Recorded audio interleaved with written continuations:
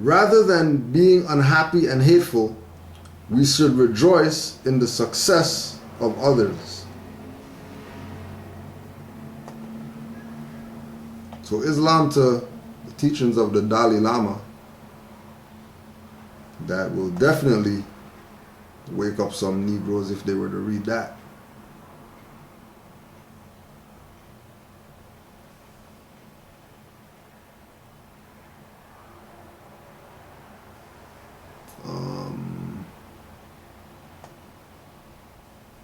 And I'll just reply to this one because it's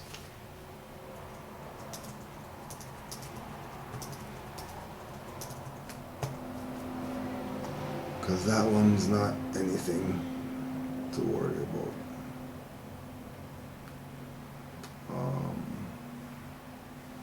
And then we have one testimonial.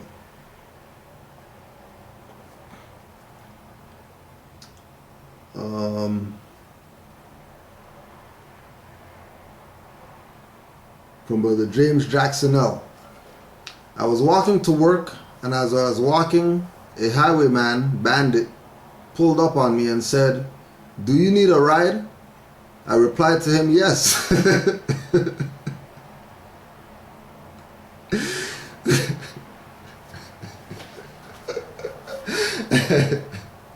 This might be the best one yet. This might be the best one yet. Right? This might be the best one yet. Now, let's just play this out before we read this one. Let's just play this one out, okay? So, Amor is walking on the street, right? And a highwayman, colonist, mercenary, inquisitionist, pulls up on him, doesn't ask him for ID, doesn't ask him where he's going, doesn't do the, nigger thing with him, asks him if he needs a ride. And then, of course, all the black power whatever guys, I ain't policeman and I ain't gonna take a ride with them and all that stupid, cowardly BS, right? Punk asses.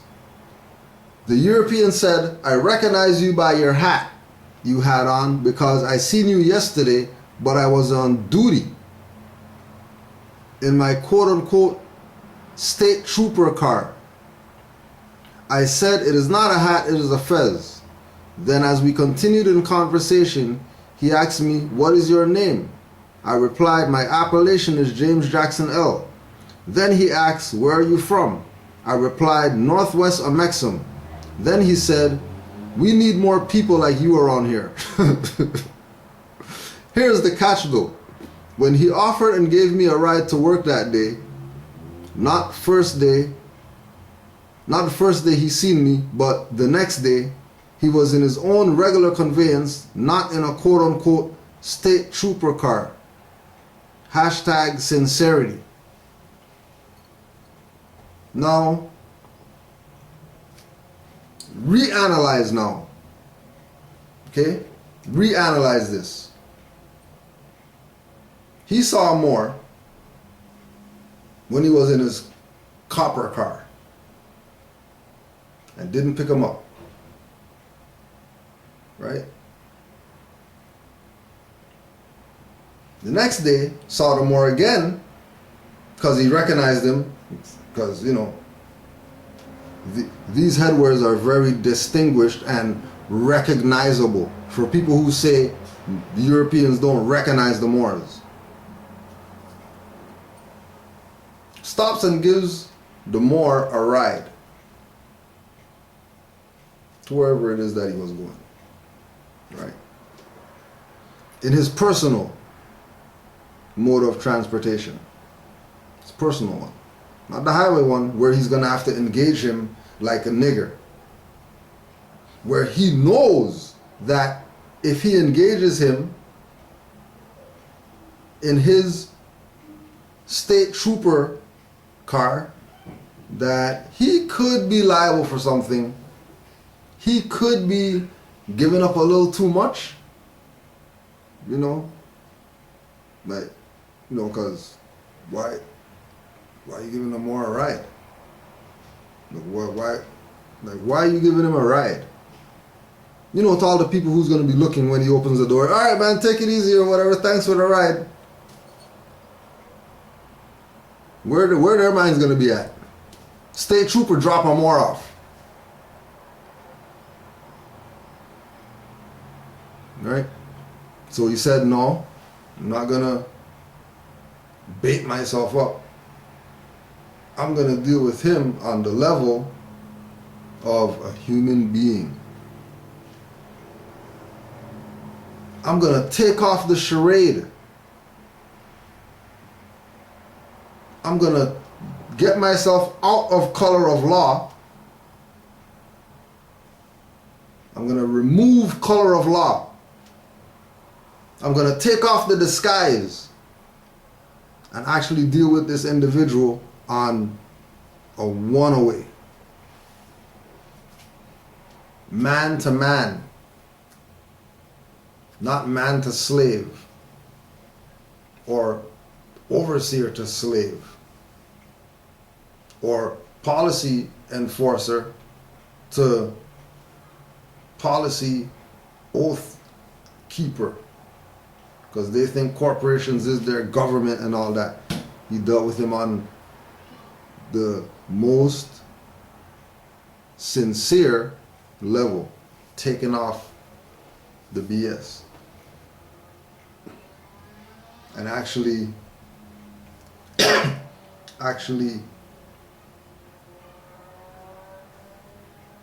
supremely humbled himself. Because, you know, they got gun and stuff like that. So, you know, we're going, they're on some ego tripping. And he removed all that. How much black guys did he do that for? You know, inquiring minds would like to know. How many black guys did that highwayman see, then see the day after in his private whatever, not doing the highwayman stuff, and stop and give them a ride? I doubt any. I doubt any. Why? Because they know automatically. They know off the top that when they see fezzes or turbans, that those are some honorable people. People who study. They know that. People who study know that when they see Moors, right, that are vibrating on the right frequency, that those are the ones. Ask any Moors vibrating on the right frequency. You know that Moors are vibrating on the right frequency. You know that they are when things like that happen to them. Remember, this same highwayman shooting people and choke people out on the corner and all that stuff. Give them more a ride. And don't you know what I mean? Well, he took off the stuff. There's plainclothes people choking people up. If they're not in uniform, if they're in plain clothes, then they're not in uniform. That's how they're able to infiltrate. Because if they walked up in the place with a uniform on, they're not getting no, you know what I mean? You get a finger in it and taste the drug to see if this is really the good stuff. Right? We have to realize that, you know the Vince Carter?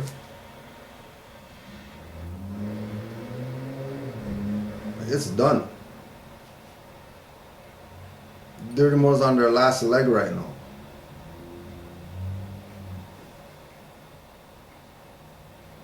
Moore calls me from Mexico. Mexico. About birthrights. Like we said, there's Moors in Switzerland. You know where Switzerland is from here? And there are nationality and birthrights? Got Moors in the Philippines? You know where the Philippines is? And they're in contact with Moors over here. Not Moorish Science Temple Moors, who are pulling church and who are telling people that, you know what I mean, pay taxes and madness.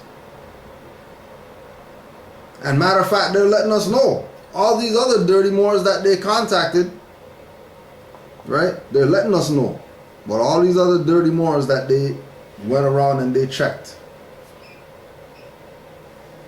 And when they checked them, they realized that, whoa, you guys aren't teaching the same stuff that other people are teaching. Because they're playing a game. Because this is birthrights. No club stuff over here.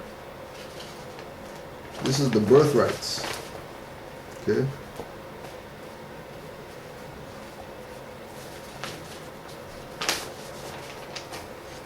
This is far from some BS that you signed something and somebody gave you something. That's not what this is. This is really for you. It's really for you to take your place and recognize that there's nobody that can talk on your behalf. It can't happen. It can't happen. There's nobody that can talk on your behalf. Either you're going to stand up and talk or shut up. Don't say anything. Just go in a hole and just go study. And focus on studying. Right?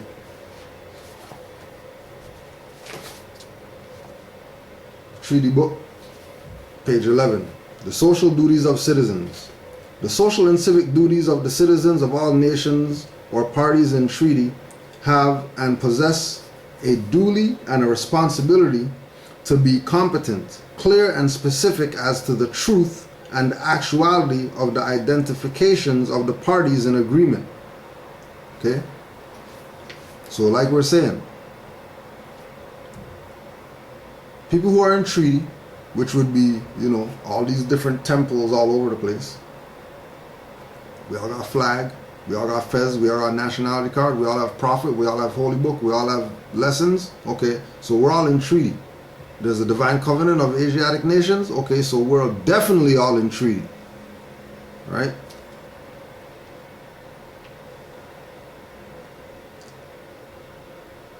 They have and possess a duty and a responsibility to be competent, clear, and specific as to the truth. Not as to anything else, not as to their personal opinion, to the truth. So, when you're engaging with individuals that claim, you know, who are you and what temple you belong to and stuff like that, right? They better be harmonizing with truth. If they're not harmonizing with truth, which you should know because you should be studying to know the truth and the divine truth. And actuality of the identifications of the parties. That's how we brought up certain people that like to call themselves Grand Sheik, when they're only and merely a sheik, which is a neophyte. I don't care what you know. You didn't go through chambers, you're not grand anything. You're just a regular sheik.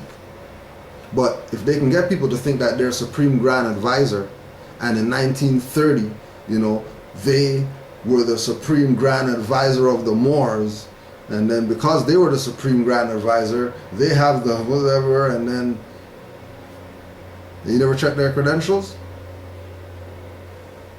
Where did Supreme Grand Advisor come from? There was no mention of Supreme Grand Advisors before 1930. Where those stuff come from?